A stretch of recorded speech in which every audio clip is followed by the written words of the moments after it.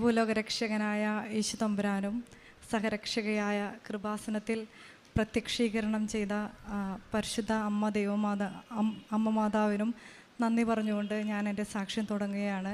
എൻ്റെ പേര് ആൻസി ബിനോയ്. ഞങ്ങൾ തൃശ്ശൂർ ജില്ലയിൽ നിന്നാണ് വരുന്നത്. കറൻ്റ്ലി ഞാൻ ദുബായ് ഹെൽത്ത് അതോറിറ്റിയിൽ ലാബ് ടെക്നോളജിസ്റ്റായിട്ട് വർക്ക് ചെയ്യാണ്. 12 വർഷമായിട്ട് ഞങ്ങൾ കുടുംബമായിട്ട് ദുബായിലാണ് താമസിക്കുന്നത്. എൻ്റെ മകന് കിട്ടിയ ഒരു അത്ഭുത രോഗസൗഖ്യത്തിനും എൻ്റെ വ്യക്തി ജീവിതത്തിലുണ്ടായ മാറ്റങ്ങൾക്കും മാതാവിൻ്റെ ഇടപെടലുകൾക്കും വേണ്ടിയുള്ള സാക്ഷ്യമാണ് ഇവിടെ പറയുന്നത്. എൻ്റെ മകൻ്റെ പേര് സാം ആൻ്റോണിയോ ബിനോയ്. അവനിപ്പോൾ 6 വയസ്സാവാനായി. 2019 അവൻ ജനിക്കുമ്പോൾ അവന് ക്ലെഫ്റ്റ് പാലൈറ്റും കണ്ണിന് -10.5 പവറും ഉണ്ടായിരുന്നു. അങ്ങനെ 2 കാര്യങ്ങളും ഒരുമിച്ച് വന്ന് ഞങ്ങൾ മാനസികമായിട്ട് വളരെ തകർന്നു നിൽക്കുന്ന ഒരു സമയമായിരുന്നു. ആ സമയത്ത് ഞങ്ങളുടെ ജീവിതത്തിൽ, പ്രാർത്ഥനാ ജീവിതത്തിൽ വളരെ ഞങ്ങൾ മരവിച്ച ഒരവസ്ഥയിലേക്ക് പോയി. ഞങ്ങൾ പ്രതീക്ഷിക്കാത്ത ഒരവസ്ഥയിലൂടെയാണ് ഞങ്ങൾ പോയിക്കൊണ്ടിരുന്നത്. അങ്ങനെ 8ാം മാസത്തിൽ എൻ്റെ മകൻ കണ്ണട യൂസ് ചെയ്യാൻ തുടങ്ങിയതാണ്.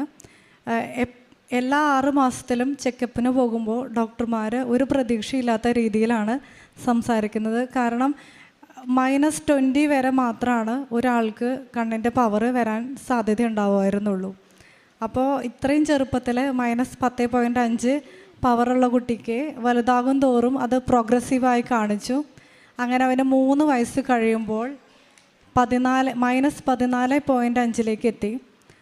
2 മാസം കൂടി കഴിഞ്ഞപ്പോൾ 2023 സെപ്റ്റംബറിൽ അവന് കണ്ണിന് സ്ക്വിൻ്റ് വരാൻ തുടങ്ങി. ഞങ്ങൾ അവിടെ കാണിച്ചപ്പോൾ ഡോക്ടർമാർ ഓരോ എക്സസൈസസ് ഒക്കെ പറയാൻ തുടങ്ങി.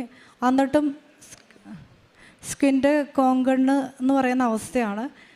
അത് കഴിഞ്ഞ് എക്സസൈസുകളൊന്നും ചെയ്തിട്ട് ഒരു കുറവില്ലാതായപ്പോൾ ഞങ്ങൾ നാട്ടിലേക്ക് വന്ന് മധുരൈ അരവിന്ദ് ഹോസ്പിറ്റലിൽ കൺസൾട്ടേഷന് പോയി.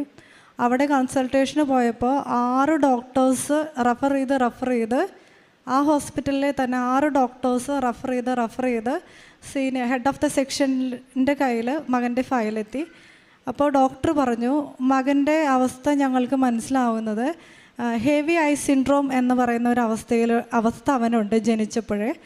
അപ്പോൾ MRI ചെയ്തിട്ട് നമ്മൾക്കത് കൺഫേം ചെയ്യണം. ഹെവി ഐ സിൻഡ്രോം എന്ന് പറഞ്ഞിട്ടുണ്ടെങ്കിൽ കുട്ടിയുടെ കണ്ണിന് ഇപ്പോൾ പ്രായമായിട്ടുള്ള ഒരാളിനേക്കാളും അഡൾട്ടിനേക്കാളും വലിപ്പം കൂടുതലാണ്. അപ്പോൾ കണ്ണിൻ്റെ മസിലുകൾക്ക് അത് ഹോൾഡ് ചെയ്യാൻ പറ്റാത്തത് കൊണ്ടാണ് കുട്ടിയുടെ കണ്ണിന് സ്ക്വിൻ്റ് കോങ്കണ്ണായി മാറുന്നത്. അത് സാധാരണ കോങ്കണ്ണല്ല, ഈ ഒരു അവസ്ഥയിലൂടെ പോകുന്ന കോങ്കണ്ണുകൾ സർജറി ചെയ്താലും അതിൻ്റെ കറക്ഷൻസ് 100% കൃത്യമാവണമെന്നില്ല. അപ്പോൾ ഡോക്ടർ MRI ചെയ്ത് അത് കൺഫേം ചെയ്ത് ഞങ്ങൾക്ക് അവൻ്റെ അവസ്ഥേനെക്കുറിച്ച് ഒരു ഡീറ്റെയിൽ ആയിട്ടുള്ള ഒരു എക്സ്പ്ലനേഷൻ തന്നു. അതിനുശേഷം 3 മാസം ഒബ്സർവേഷൻ ചെയ്തതിന് ശേഷമാണ് മകൻ്റെ ആദ്യത്തെ സർജറി അവർ പോസ്റ്റ് ചെയ്യുന്നത്. അപ്പോൾ ഹെവി ഐ സിൻഡ്രോം കണ്ടുപിടിച്ചപ്പോൾ തന്നെ അവർ 2 സർജറി പറഞ്ഞായിരുന്നു. 2 കണ്ണിനും 1 സർജറി ചെയ്യണം, 1 വർഷത്തിനുള്ളിൽ വീണ്ടും 1 സർജറിയും കൂടെ ചെയ്യണമെന്ന് പറഞ്ഞു. അങ്ങനെ 2024 ഏപ്രിൽ മാസം വരെ ഞങ്ങൾ വെയിറ്റ് ചെയ്ത് കണ്ണിന് സർജറി ചെയ്ത് പിറ്റേ ദിവസം തന്നെ ഡോക്ടർ പറഞ്ഞു സർജറി ഫെയിലിയർ ആയിരുന്നു. ആ സമയങ്ങളിൽ ഞങ്ങൾ വിശ്വാസ ജീവിതം വളരെ തകർന്നിരിക്കുന്ന ഒരു സമയമായിരുന്നു. മെഡിക്കൽ സയൻസിനെയാണ് ഞങ്ങൾ പൂർണ്ണമായിട്ടും ഡിപ്പെൻഡ് ചെയ്തിരുന്നത്. ഞങ്ങൾ പ്രാർത്ഥനകൾ ചൊല്ലുന്നതിനേക്കാളും അപ്പോയിൻമെൻറ്റ് സെക്ഷൻസിന് കൃത്യമായിട്ട് പോകുന്നതിനെക്കുറിച്ചാണ് എപ്പോഴും ഡിസ്കസ് ചെയ്തിരുന്നതും എപ്പോഴും ആലോചിച്ചിരുന്നിരുന്നതും. ഞങ്ങൾക്ക് വിശ്വാസം ഉണ്ടായിരുന്നു, പക്ഷെ ഞങ്ങളുടെ വിശ്വാസം ഇങ്ങനൊരു അവസ്ഥ ചേഞ്ച് ചെയ്യാൻ നമ്മുടെ ദൈവത്തിന് സാധിക്കുമെന്ന നിലയിലേക്ക് ഉയർന്നിട്ടുണ്ടായിരുന്നില്ല. അങ്ങനെ കുട്ടിയുടെ ഫോളോ അപ്സൊക്കെ സർജറിയുടെ കഴിഞ്ഞ് പുതിയ ടൈപ്പ് എക്സസൈസുകളൊക്കെ സ്റ്റാർട്ട് ചെയ്ത് ഞങ്ങൾ ജൂൺ മാസത്തിൽ തിരിച്ച് അവിടേക്ക് പോയി. സെപ്റ്റംബറിൽ ആദ്യമായിട്ട് എൻ്റെ മകൻ സ്കൂൾ ഓപ്പണിംഗ് ആയി. അങ്ങനെ പോയിക്കൊണ്ടിരിക്കുന്ന സമയത്ത് ഒക്ടോബർ മാസത്തിൽ എനിക്ക് പ്രതീക്ഷിക്കാതെ ഒരു ജോലി ട്രാൻസ്ഫർ വന്നു. അപ്പോൾ ഞാൻ ദുബായിൽ വണ്ടി ഡ്രൈവ് ചെയ്ത് പോയിട്ട് എത്തേണ്ട ഒരു സ്ഥലമായിരുന്നു. ആ ഒരു ക്രൂഷ്യൽ മൊമെൻറ്റിലാണ് ഞാൻ കൃപാസന മാതാവിനെ, സഞ്ചാരി മാതാവേ എൻ്റെ സഞ്ചാരത്തിന് അമ്മ മുന്നിട്ട് വരണമെന്ന് ആദ്യമായിട്ട് ഞാൻ എൻ്റെ വ്യക്തിപരമായൊരു പ്രാർത്ഥന കൃപാസന മാതാവിനോട് ചെയ്യുന്നത്.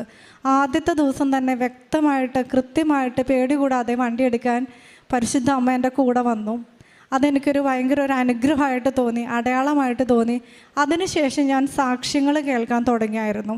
യൂട്യൂബിൽ ഞാൻ പാട്ടുകൾ കേൾക്കും, കഥകൾ കാണും, അല്ലെങ്കിൽ മറ്റു പല കാര്യങ്ങളും യുദ്ധത്തിൻ്റെ ഒക്കെ ന്യൂസ് അപ്ഡേറ്റ്സ് ഒക്കെ കേൾക്കുന്ന ഒരു സമയത്ത് പെട്ടെന്ന് ഞാനത് കൃപാസന മാതാവിൻ്റെ സാക്ഷ്യത്തിനും ഇവിടുത്തെ അച്ഛൻ്റെ ഉടമ്പടി ധ്യാനത്തിനായിട്ട് ഞാൻ മാറ്റി വയ്ക്കാൻ തുടങ്ങി. അങ്ങനെ ഡിസംബർ മാസം, അപ്പോഴും ഞാൻ എൻ്റെ മകൻ്റെ കണ്ണിൻ്റെ അവസ്ഥ മാറാൻ വേണ്ടി പ്രാർത്ഥിച്ചിട്ടുണ്ടായിരുന്നില്ല. ഡിസംബർ മാസത്തിൽ ക്രിസ്മസ് സെലിബ്രേഷൻ്റെ ഭാഗമായിട്ട് ഒരു ഫംഗ്ഷന് പങ്കെടുത്തപ്പോൾ എൻ്റെ കുട്ടിയുടെ കണ്ണിൻ്റെ കുട്ടികളുടെ ഫോട്ടോ എടുത്തതിൽ എൻ്റെ കുട്ടിയുടെ കണ്ണിൻ്റെ അവസ്ഥ വളരെ മോശമായിട്ട് കാണപ്പെട്ടു. എനിക്ക് ഭയങ്കര സങ്കടമായി. അപ്പം ഞാൻ കൃപാസന മാതാവിൻ്റെ അടുത്ത് വ്യക്തിപരമായിട്ട് പ്രാർത്ഥന ചെയ്യുന്നൊരു സമയമായിരുന്നു. ഞാൻ മാതാവിൻ്റെ അടുത്ത് പ്രാർത്ഥിച്ചു. 3 ദിവസം കൂടിയും കഴിഞ്ഞാൽ എൻ്റെ ജോലി സ്ഥലത്ത് ഒരു ഫംഗ്ഷനാണ്. ആ ഒരു നേരെങ്കിലും ഈവനിങ് ആയിരുന്നു ഫംഗ്ഷൻ. എൻ്റെ മോൻ്റെ കണ്ണ് സ്ക്വിൻ്റ് ഇല്ലാത്ത പോലെ ഒന്നാക്കി തരണേ, മറ്റുള്ളവരുടെ മുമ്പിൽ സ്ക്വിൻറ്റിൻ്റെ അവസ്ഥ വരുത്തരുതേന്ന്. അത്ഭുതകരമായിട്ട് ആ ഒരു സാറ്റർഡേ ഞാൻ ഉപവാസം എടുത്ത് പ്രാർത്ഥിച്ചായിരുന്നു. ആ ഒരു സാറ്റർഡേ എൻ്റെ മകൻ്റെ കണ്ണ് ഒരു ദിവസം മുഴുവൻ ഇത്രയും കണ്ണിൻ്റെ ഒരു ബ്ലാക്ക് കളറ് ഒരു ഇച്ചിരി കാണുണ്ടായിരുന്ന കുട്ടിയുടെ 2 കണ്ണും ഒരേ ഡയറക്ഷനിൽ നിൽക്കുന്നതായിട്ട് കാണപ്പെട്ടു. അതെനിക്ക് വളരെ ശക്തമായിട്ടുള്ള കൃപാസന അമ്മയുടെ അടയാളമായിരുന്നു. ഞാൻ അതിനുശേഷം മാതാവിൻ്റെ അടുത്ത് അവൻ്റെ കണ്ണിൻ്റെ മസിലുകൾക്ക് ബലം കൊടുക്കണമേ എന്ന് പ്രാർത്ഥിച്ച് പ്രത്യക്ഷീകരണ പ്രാർത്ഥനയും രാവിലെയുള്ള അച്ഛൻ്റെ ഡെയിലി ബ്രെഡ് കുറച്ച് നാളുകളായിട്ട് അറ്റൻഡ് ചെയ്യണ്ടായിരുന്നു, ഒക്ടോബർ മാസം മുതൽ. അങ്ങനെ ഞാൻ നവംബർ, ഞങ്ങൾക്ക് 2024 തന്നെ 2025 ആനുവൽ ലീവ് സ്ലോട്ട് ചെയ്യണമായിരുന്നു. അപ്പോൾ ഞാൻ ഇവൻ്റെ അപ്പോയിൻമെൻറ്റിനായിട്ട് ഫെബ്രുവരി ആദ്യത്തെ ആഴ്ചയും പിന്നെ ജൂൺ മാസമാണ് ലീവ് കൊടുത്തിട്ടുണ്ടായിരുന്നത്. അപ്പോൾ രണ്ടാമത്തെ സർജറി ഫെബ്രുവരി മാസത്തിൽ ഡേറ്റ് ഫിക്സ് ചെയ്തിട്ട് ഈ ജൂൺ മാസത്തിൽ ചെയ്യാമെന്നായിരുന്നു അരവിന്ദെന്ന് ഡോക്ടർ പറഞ്ഞിട്ടുണ്ടായിരുന്നത്. ഞാൻ മാതാവിനോട് ശക്തമായിട്ട് പ്രാർത്ഥിച്ചു. അപ്പോഴും എൻ്റെ വിശ്വാസക്കുറവ് അവിടെ ഉണ്ടായിരുന്നു. സർജറി ഇല്ലാതെ സുഖപ്പെടുത്തണമെന്ന് ഞാൻ ഒരിക്കൽ പോലും പ്രാർത്ഥിച്ചിട്ടുണ്ടായിരുന്നില്ല. പക്ഷേ ഞാൻ മാതാവിനോട് പ്രാർത്ഥിച്ചു, കൃപാസന പ്രത്യക്ഷീകരണത്തിൽ സാധിച്ച അമ്മേ, എൻ്റെ മകൻ്റെ കണ്ണുകളുടെ കാര്യത്തിൽ ഇടപെടണമേന്ന് ശക്തമായി പ്രാർത്ഥിച്ചു. പൂർണ്ണമായും എൻ്റെ മകനെ ഞാൻ മാതാവിൻ്റെ അനുഗ്രഹത്തിനായി വിട്ടുകൊടുത്തായിരുന്നു. അങ്ങനെ ഫെബ്രുവരി മാസത്തിൽ ഞാൻ ചോദിച്ച ലീവ് എനിക്ക് ഡിപ്പാർട്ട്മെൻറ്റിൽ നിന്ന് തന്നില്ല. കാരണം ഏതു നേരം സർജറി എന്ന് പറഞ്ഞ് ലീവ് എടുക്കണമെന്ന് പറഞ്ഞിട്ട്. അപ്പോൾ എനിക്ക് ഭയങ്കര വിഷമമായി. ആ സമയത്താണ് ഷാർജ ചർച്ചിൽ ഞാനൊരു കുർബാനയ്ക്ക് പോയപ്പോൾ അവിടെ ബഹുമാനപ്പെട്ട ജോസഫ് അച്ഛൻ്റെ ധ്യാനം നടക്കുന്നത് അറിയുന്നത്. അപ്പോൾ ഞാൻ ആ ഡേറ്റ് നോക്കുമ്പോൾ ഞാൻ ലീവ് കൊടുത്ത അതേ ഡേറ്റാണ് അച്ഛൻ്റെ ധ്യാനം അവിടെ നടക്കണ്ടായിരുന്നത്.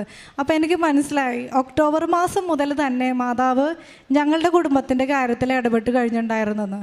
ഞങ്ങൾ എല്ലാ ദിവസവും അച്ഛൻ്റെ ധ്യാനത്തിന് പോയി. അതിലൊരു ദിവസം വളരെ പ്രതീക്ഷിക്കാതെ എൻ്റെ മകന് കൈവെപ്പ് ശുശ്രൂഷ ലഭിക്കുകയുണ്ടായി.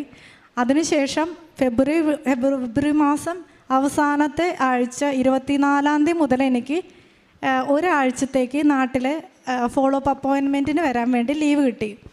ഞാൻ വരുന്നതിനേക്കാളും മുമ്പ് എപ്പോൾ പ്രാർത്ഥിക്കുമ്പോഴും മാതാവ് എൻ്റെ മനസ്സിൽ പറയുമായിരുന്നു, 2 സ്ഥലത്ത് ക്രോസ് ചെക്ക് ചെയ്യണം എന്നുള്ള പോലെ, അങ്ങനെയുള്ള തോന്നലുകൾ, വേറൊരു ഡോക്ടറെ മാറ്റി കാണിക്കണം എന്നുള്ളൊരു തോന്നൽ.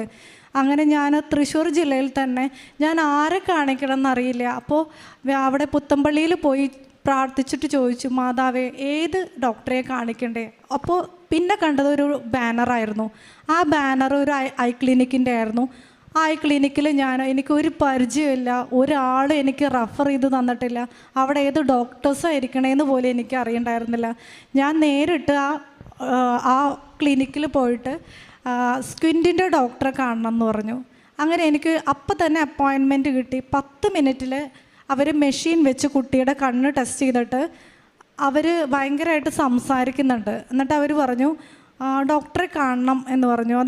അപ്പം ഞാൻ വിചാരിച്ചു ഇനി പുതിയ എന്തെങ്കിലും കണ്ടുപിടുത്തം ഉണ്ടാവുമോ വെച്ചിട്ട് ഡോക്ടറുടെ റൂമിൽ ചെല്ലുമ്പോൾ ഡോക്ടർ പറയാണ്, കുട്ടിയുടെ കണ്ണട വെച്ചിരിക്കുന്നത് -14.5 കുട്ടിൻ്റെ പവർ ഇപ്പോൾ കാണുന്നത് 10.5 -4.5 ഡിഫറൻസ് വന്നിട്ടുണ്ട്. അപ്പോൾ നമുക്ക് ഒന്നും കൂടെ കണ്ണ് ഡയലേറ്റ് ചെയ്ത് ചെക്ക് ചെയ്യണമെന്ന് പറഞ്ഞു.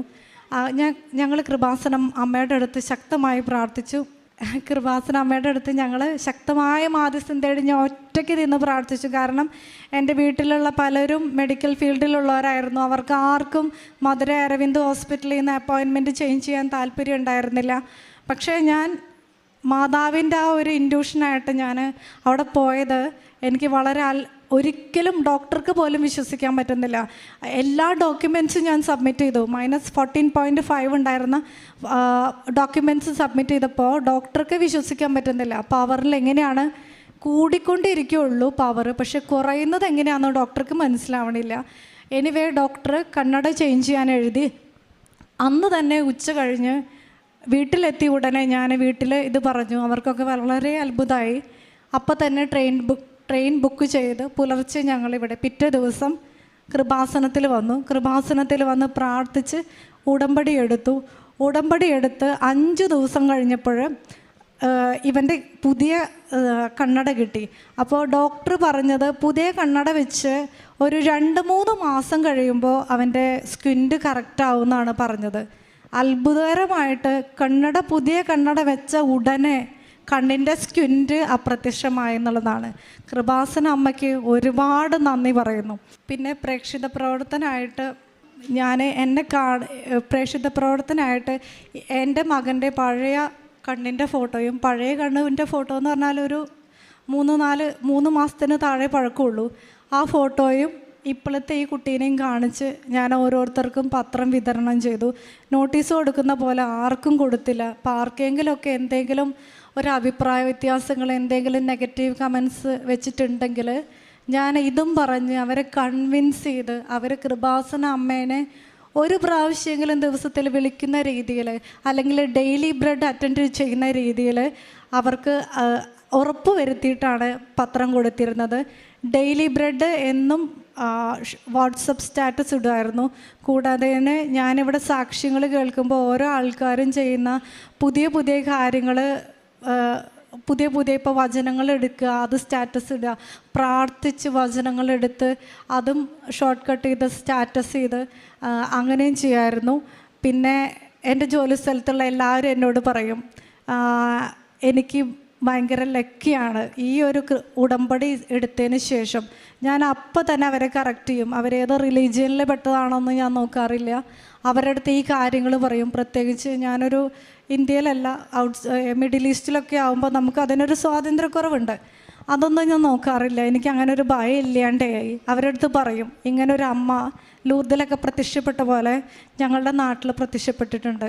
നിങ്ങൾ അവിടെ വരാൻ പറ്റാത്ത അവസ്ഥയാണെങ്കിലും നിങ്ങൾ വീട്ടിലിരുന്നിട്ട് നിങ്ങൾക്ക് എന്താവശ്യം എന്ന് വെച്ചിട്ടുണ്ടെങ്കിൽ ഒന്ന് ഇടപെടണമെന്ന് മാത്രം പറഞ്ഞാൽ മതി.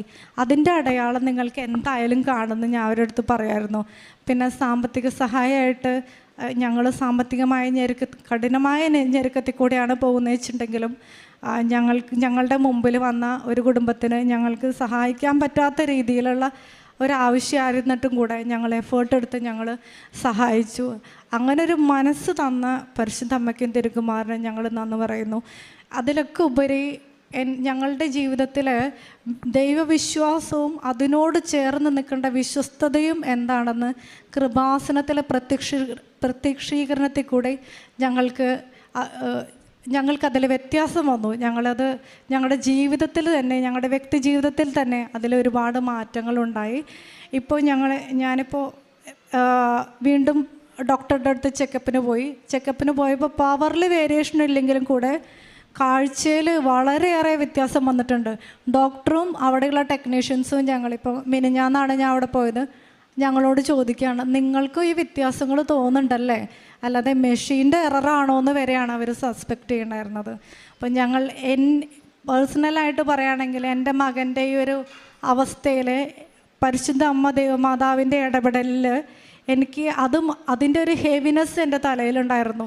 ഞാൻ ഏത് നേരം അതിനെക്കുറിച്ച് ചിന്തിച്ചുകൊണ്ടിരിക്കുന്നുണ്ടായിരുന്നത്. ഇപ്പോൾ ഞാനത് പൂർണ്ണമായിട്ടും മാതാവിന് വിട്ടുകൊടുത്തു. ഇത്രയും കാര്യങ്ങൾ എൻ്റെ ജീവിതത്തിലൂടെ തന്ന പരിശുദ്ധ മാതാവിനും ഈശോ തമ്പുരാനും നന്ദി പറഞ്ഞുകൊണ്ട് ഞാൻ എൻ്റെ സാക്ഷ്യം നിർത്തുന്നു. യാക്കോബ്